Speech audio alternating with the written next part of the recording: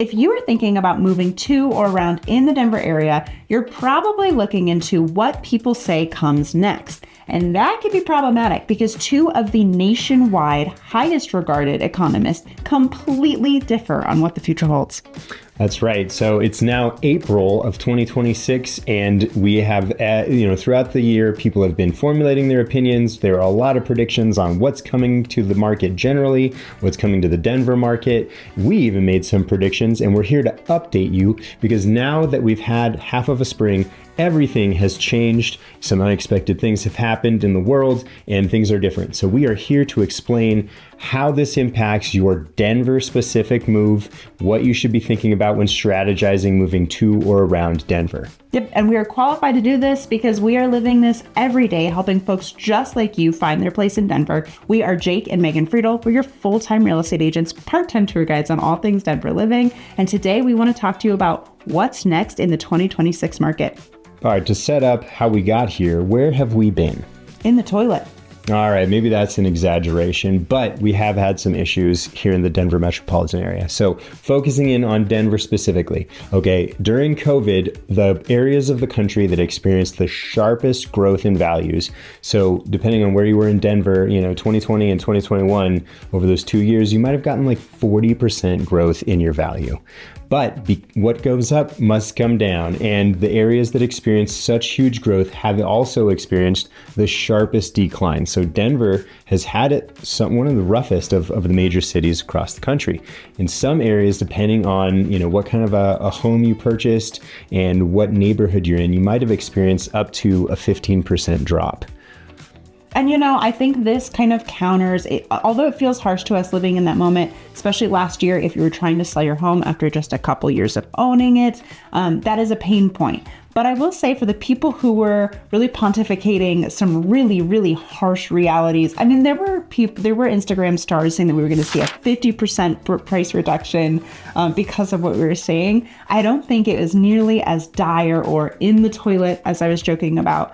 But we did see a little bit of a slump following such a dramatic price increase. We were living in a time where people were bidding things up 50, 100 grand, waiving appraisals, waiving inspections. And so we saw a little bit of a rebound from that. Yeah, it wasn't a crash, but more like a correction, and honestly, a much needed correction, especially with the interest rate environment the way it is today.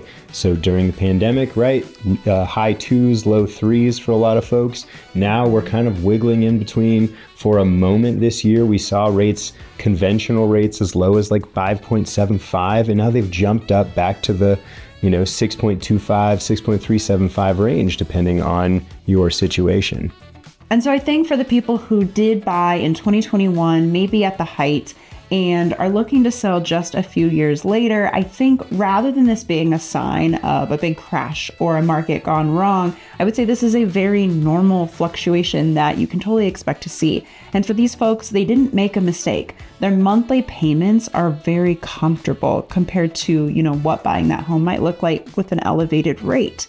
But where this is a problem for some people is if they own their home for 2.5 years and then are looking to sell, that can cause some issues. But that's not what we coach people to be ready to do. Sometimes things happen and a certain situation means you've got to sell after 2.5 years. But we typically coach people to be looking to own their home for 5 to 10 years if they want it to be a solid investment.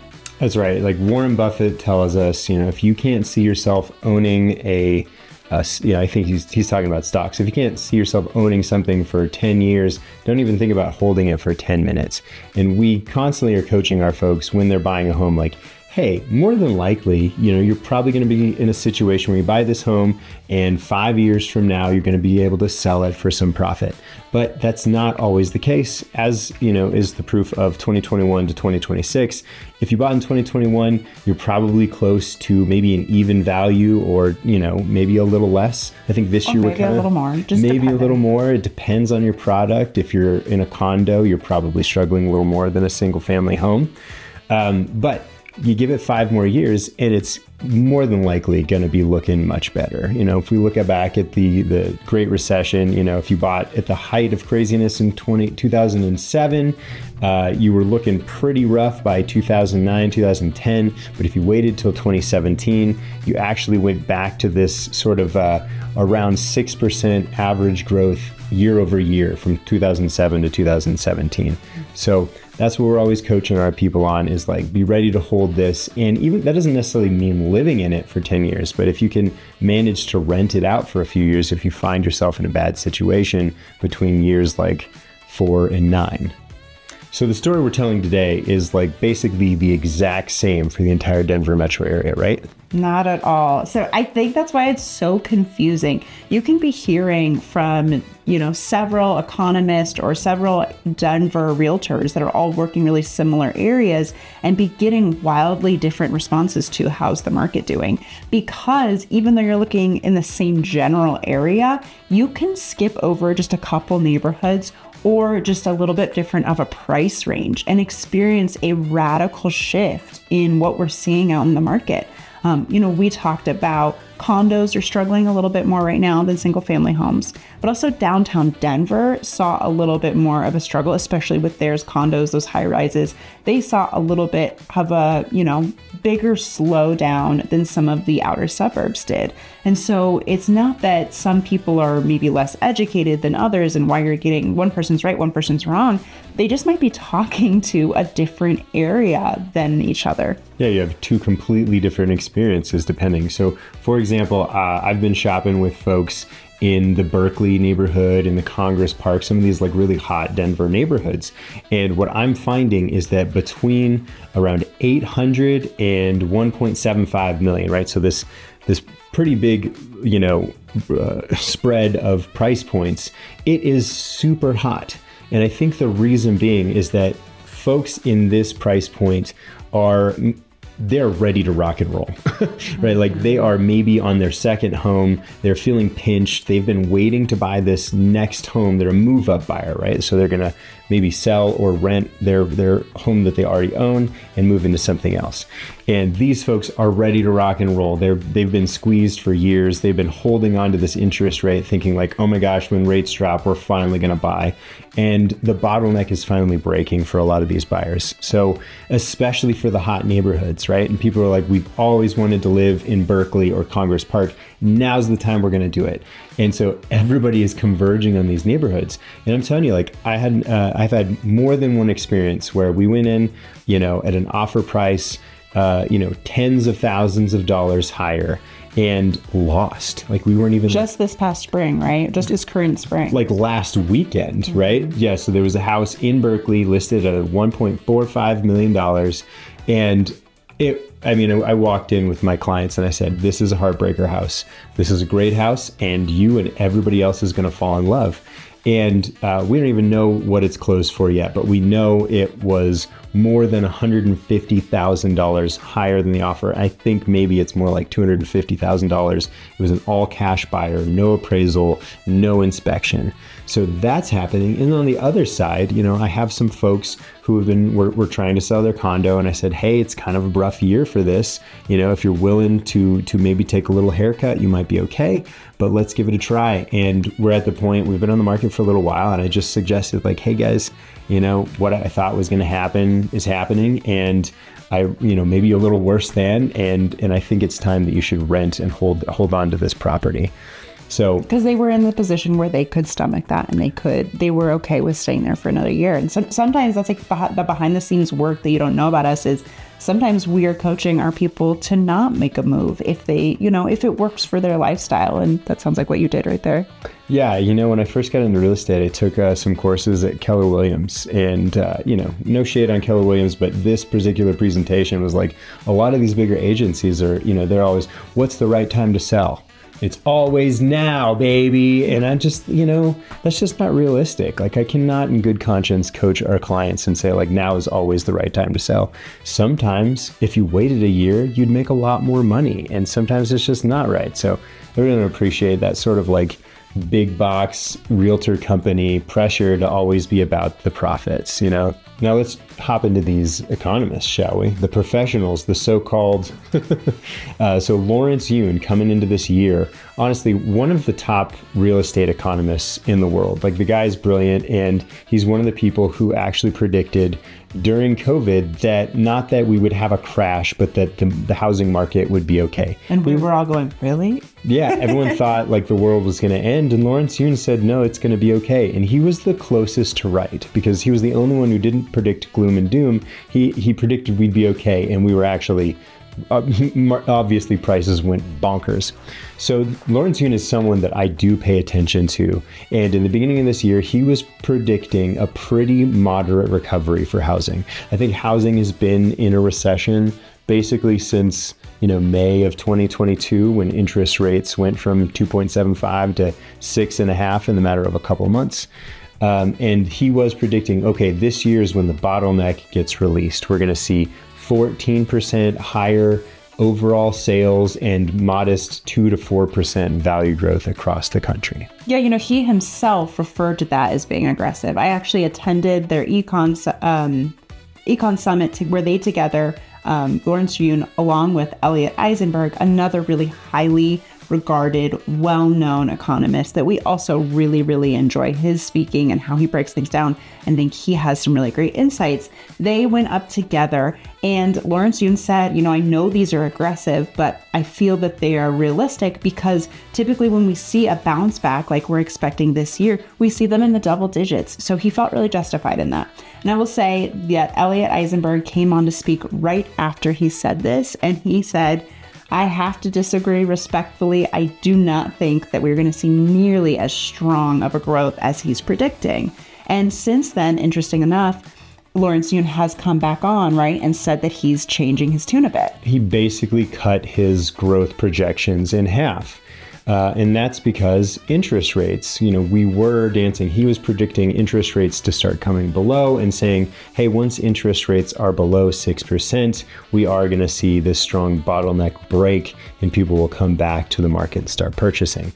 And to his credit, we had a hot spring, and we'll get into that in just a minute. But he's now saying, not quite the recovery we thought.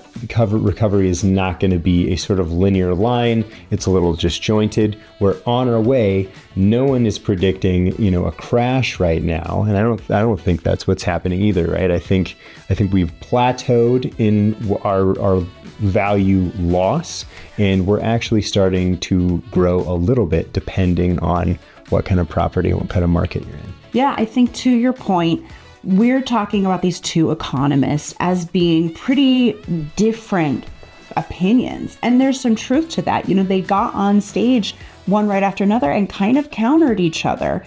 In the grand scheme, though, if you're comparing their beliefs to maybe some people on social media with a little bit less credentials and who maybe we trust a little bit less, who predicted these massive market crashes, who predicted some really extreme things, really, Elliot Eisenberg and Lawrence Yun are very much on the same page. They differ on how much growth they are expecting to see this and next year, but their difference really is, I see a little bit of growth and I see really strong growth. So really their answers are a lot more alike than different. So at some point, Lawrence Yun had kind of postulated that he believed we'd have some good action from new builds this year, and they would sort of fill the gap, that we're missing with a lot of the resale market. What happened with that? Yeah, so at the same econ summit that I went to, Mike Kabuti does a lot of research development for new builds and what builders are looking at and what's happening with their activity and what does that kind of mean for us. And what he said at the beginning of the year was that he is seeing a lot of caution from builders. Builders were not buying up a lot of land and starting a bunch of projects at once because of that caution. And he saw this year starting to be a lot more of buy a small project, finish it, sell it all before moving on to the next thing. And that is just kind of indicative of a little bit of a slower market on the new build front. Yeah, so watching what builders are doing tells us a lot about the market because they're being cautious. They're not feeling confident about the future of the economy. Part of that is some of the costs of new builds have eased since their height of the craziness of the pandemic. Some of our distribution, manufacturing problems are kind of coming to an ease, but it's still not enough. Stuff is still really expensive. That, and there's all these huge fees that he's saying are going to be a huge policy issue in 2026 because the fees are making it an unattractive time for builders to build because their profits are really being squeezed. All right, so the big thing, what's this video about? Is 2026 a good time to buy in Denver? Yeah, I think we're very particular about, first of all, what works best for you is the most important thing. Like when you say is now a right time to buy or right time to sell, it kind of depends on well, what do you need? What's going on in your personal life? And so we do tend to be a little bit more, when we're thinking about selling, timing things up a little bit better and giving you some guidance on what the best time to sell for your situation is. For buying, I think you can overall say there really is a good time to buy for many people all the time. It kind of just depends on what lens you're approaching it in. So back when we talked about 2021 and speculating, was that a good time to buy, knowing that there was going to be a little bit of a decrease in values? I would still say overall for most people, yes. I mean, I was one of those people. Oh, absolutely. I mean, we did not buy in 2021, but we put an offer in on a house that we loved. And at the time, the monthly payment on that house would have been something like $5,200 a month. That same house today, if I wanted to buy the same price, my mortgage payment would be like $8,000 a month, which is super painful, right? Like maybe that house experienced some price drop and maybe it's not worth, or maybe it's kind of recovering towards what it would have been. But man, that you can't beat that monthly payment. Yeah, so I think the lens for that is in 2021, was that a good time to buy? Absolutely, yes. You need it to be able to be there for more than 3 years or more than 2 years in order for it to really be, you're coming out on top with a lot of appreciation. But it was right because so many people's monthly payments who bought in 2021 are unbeatable. And so we can now kind of take that same thought and apply it to today. Is right now a good time to buy? It depends on what you need, but overall, yes. Right. Like if it's the time for you, I think when we base our advice is it a good time for you to buy? Is it a good time for you? Do you have the mortgage? What's happening in your world? Does it make sense to commit to something right now? But if you're thinking about it, what is good is in 2023, what was tough about then was that prices hadn't really come down yet and interest rates were also high. Now we've seen prices come down and they've kind of plateaued and maybe are starting to kick back up, right? And so the problem with waiting for the bottom of the market is you never know where the bottom of the market is until you've missed it. Because you only know yesterday was the lowest point and now we're starting to come up. Yeah. We're kind of in this plateau and things are staying relatively level, but we're seeing tons of opportunity because we're seeing tons of concessions being given out, where we're seeing sellers are actually negotiable on the prices and conditions of their home. Yeah, I wanted to say, we talked about a couple of these spring pockets where things went bananas and they were super competitive and really tough. And I'd say, we kept saying it's so neighborhood specific. That wasn't true for every neighborhood by far. This year, we've seen more opportunity for people asking for concessions than we've seen in a very, very long time. And I want to talk really quickly about how important that is, because concessions impact buyer more dramatically than almost any other feature. And so what a concession is really quickly is when a seller is offering to give you money and you can use that upfront for anything. So people who are constrained by what their down payment is, and they don't want to have to pay for their closing costs, you can basically have the seller pay through that for concessions or use some of those concession monies to use in fix-ups. And that's something that we just didn't see an opportunity for in 2021 and 2020. And now we are having all this ability to say, can we have some money for some things that we need to do? And I think that's really a beautiful thing about some of the areas that we're seeing right now. And I guess one more piece I would talk about with timing of is now a good time to buy.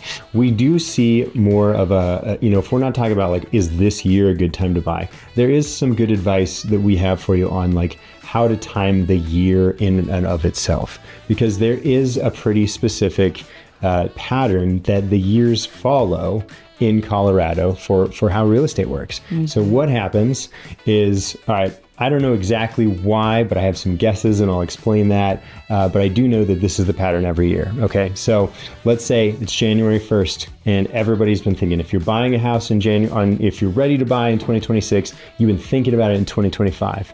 And there's that New Year day comes along and you think, new year, new me, new house. Let's make this happen. Okay, so if that's your move as a buyer, you talk to your real estate agent, you send an email to Southern Denver Living, and you get in touch with Jake and Megan, and you're ready to shop in the matter of like a week. Okay, so then you get shopping, and as you start looking, a few weeks go by, we see some houses together, and you start figuring like, okay, this is what we want, this is what we can afford, this is what that gives us, let's make an offer. And you make that first offer, and someone else thinks it too, and you're like, okay, well, let's make a little bit of a low offer, right? Or maybe you just ask price for this one, but someone else beats you to it. You think, okay, well, the next one. So a couple weeks goes later, we see some more houses, and you find another house, and somebody else snatches this one up too, and you're like, dang, we've been beaten out twice in a row. Okay, it's March now. We really got to go for it. You and everybody else are falling into the same pattern of like, we lost several in a row. It's getting hotter. We have to really go for it on this house. So March and April are the peak of insanity. If there is going to be insanity, if you're in one of those hot neighborhoods, it's the peak of competition and the best time of year to sell because of the way the buyer's behaving. Yeah, and we always say like this changes marginally every year, but it follows the same pattern year after year for many, many years. And so sometimes it starts a little bit later than we're expecting. Sometimes it goes a little later and starts earlier. But we do know spring, March, April, May, around then tends to be that height. That's right. And so then what we see is also, once we get into the summer, it's the most common time for new leases to be signed. So if your lease is up in June, you kind of got to give up your shopping journey in May and re-sign that lease. Like, well, maybe next year. And next year, you're putting yourself right back into the same mess because you're going to be shopping in the spring again. So then the way it works, so then we have some buyer activity throughout the summer, right? It kind of plateaus and it's decent, and then kind of starts fading towards the end of the summer. And then there's a little spike before the holidays because people think if we get in before Thanksgiving, then we can, if we put an offer in before Thanksgiving, we'll be in by Christmas. And then the year kind of just finishes up with Christmas and it's slow. Okay, going backwards, if you're a seller, January 1st, new me, new house, new year, let's go. And you call your contractor and you fix up your house for the next 3 to 6 months. So what we see consistently is that the best inventory starts in May, June, July, August. This is the months when we have the most inventory and the greatest selection of houses. And that good inventory isn't starting until the buyers are starting to fade. So if you're thinking about a good time to buy, it is right around the corner. So that tells me like we're about to see, and it's always right around the time kids graduate. Once graduation happens in May, the housing market floods with inventory and the buyers kind of let off. Let's break this down to a too long didn't listen. If you're looking for the months that you want to avoid buying in, if you really can specifically custom design your life like this, and you can't always do it, but if you have that ability, let's say if you can miss March and April, that would be lovely. If you could miss the months around that, that would also be lovely. If you could target. If you could look for a time to buy, it would be June, July, August. Yeah, I was to say July, August, maybe a bit of September. Those are your golden times. All right, so is right now, 2026, or whenever you're watching this video, is it a good time to buy real estate? I don't know. Can you give us a call? We've got to talk to you a little bit. We've got to ask you some questions. Let us coach you through this. We have been doing this for many, many years. We are full-time real estate agents, and we're really excited to guide you through and figure out what makes the most sense for you. And we really want to customize your experience and figure out what's happening for you and how can we get you into the best situation and the best deal possible. We're professional real estate agents. We're Denver natives. We've been in real estate for a combined over 20 years, and we've been in Denver for a combined, oh God, how old are we? Don't say it. Don't say it. And if you need more information about the places in Denver that you want to move, we've got videos for all of that. Subscribe and be the very first to see it all. And we are so excited to hear from you. Thanks so much for joining us, and we will see you next time.